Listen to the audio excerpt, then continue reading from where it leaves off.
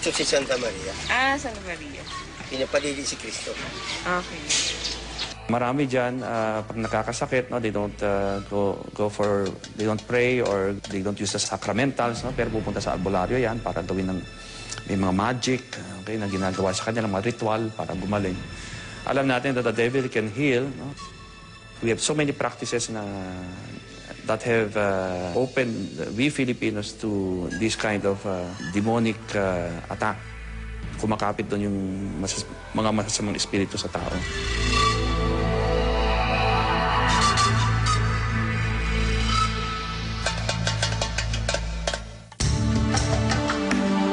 Bukod sa mga maaari nating gawin sa pang-araw-araw na pamumuhay, mayroon pang mga sandata ang simbahang Katolika na magagamit bilang proteksyon laban sa demonyo. Meron tayong tinatawag na 7 ritual sacraments na yun ang espesyal na pagpapadama ng Diyos ng kanyang presensya sa iba't ibang yugto ng buhay. Pero meron tayong mga tinatawag na sacramentals na kahit labas sila sa 7 sacraments, sila pa rin ay sa tradisyon ng simbahan maaaring magamit upang maramdaman natin sa isang continuous na pamamaraan ang biyaya na natanggap natin sa mga sakramento. Diba ang binyag ay pag-alis sa original sin, pinalayas na ang demonyo na humahawak sa isang bibinyagan at sa pamamagitan ng tubig na binyagan tayo. Kaya yung holy water ay isang sacramental na ginagamit sa rite of exorcism at sa pagbibindisyon sa paggamit ng holy water, ang bisa ng binyag, yung original exorcism, ay pinananatili sa atin. Sa binyag, no? Pinahira na rin tayo ng langis at tayo ay inangkina ni Kristo, hari, propeta, pari. At sa kumpil, pinahira na ng langis, bagong bugso ng Espiritu Santo. Kapag ikaw ay threatened by the devil, yung langis, holy oil, na ay muling gagamitin para ang bisa at lakas ng Espiritu ay dumaloy muli sa iyo.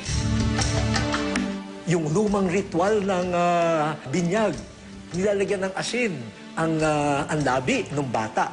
Bakit? Ang asin kasi ay preservative, no?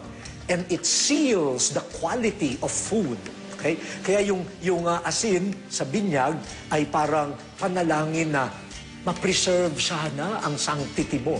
O ngayon, exorcism, yung asin, no? Yung exorcised salt ay naandyan to seal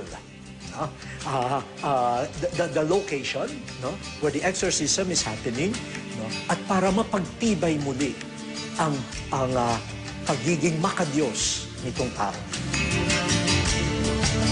Dito sa krusipiho, dito ibinuwis ni Jesus ang kanyang buhay para tayo mabuhay. Kaya lahat ng ating ginagawa mula binyag hanggang kamatayan sa tatak ng krus ni Jesus. Kaya sa exorcism, we invoke again the power of the saving death of Christ. Ang relic, ito ay usually galing, lalo na yung mga first-class relics, ito yung mga galing sa, sabihin natin, buto ng mga banal na tao na nakibaka na rin sa demonyo at kasamaan.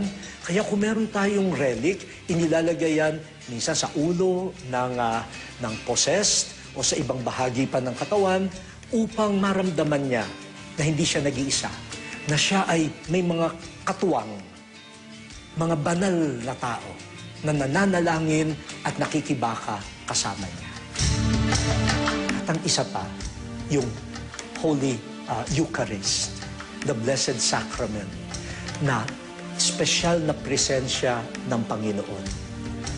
Kaya yan, dala-dala ng mga pari na nag-exercise. At yun din ang panlaban nila, proteksyon nila sa kanilang gagawin. At yun din ay the banquet, the food of consolation doon sa inaalihan ng demonyo. Maraming dahilan kung bakit nakakatakot ang pag-atake ng demonyo. Nilalapastangan at pinahihirapan ang nilalang na kawangis ng Diyos. Di mo na makikilala at nagbabantang mawala ng tuluyan ang isang mahal sa buhay. Kitang-kita kahit pansamantala ang pangingibabaw ng kasamaan sa nasasapian. Pero di tayo dapat matakot kung matibay ang ating pananampalataya at matatag ang ating relasyon sa Panginoon. Usually kasi nagiging biktima ang isang tao dahil yung kanyang relasyon sa Diyos ay may pagkukulang.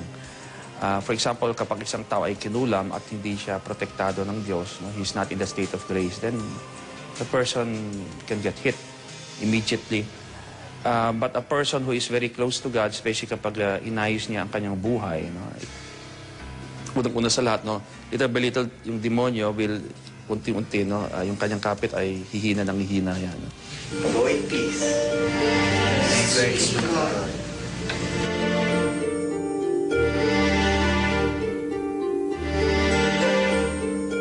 Kung talagang sincere yung tao, bumabalik sa Diyos, then God really cares for us infinitely more than we care for ourselves.